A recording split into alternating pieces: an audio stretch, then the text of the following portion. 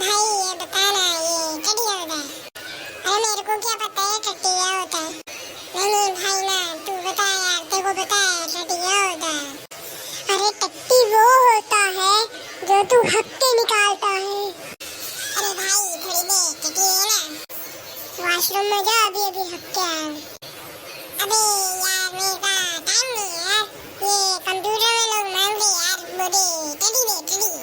वैसे हम लोग कौन सी कंपनी में काम करते हैं? हम लोग टेडी कंपनी में काम करते हैं, टेडी टेडी। तब भाड़ चोद ये बच्चे, तेरे को समझ में क्यों नहीं आते? ये है वो टेडी का एक सैंपल मांग रहे जो उसके अंदर बच्चों के लिए कोई बुरी चीज तो नहीं। हाँ तो फिर बॉस को तो बोलना पड़ेगा ना, तो बॉस को बुलाना। बॉस की आज छुट्टी है, चल मैं तेरे साथ तेरा बॉस बन के जाता हूँ। आजा भाई आजा, मेरे पीछे आजा। वो सामने जो घर दिख रहा है ना, वो मेरे बॉस का है। अरे वो तो मेरे ही बॉस का, भाग यहाँ से।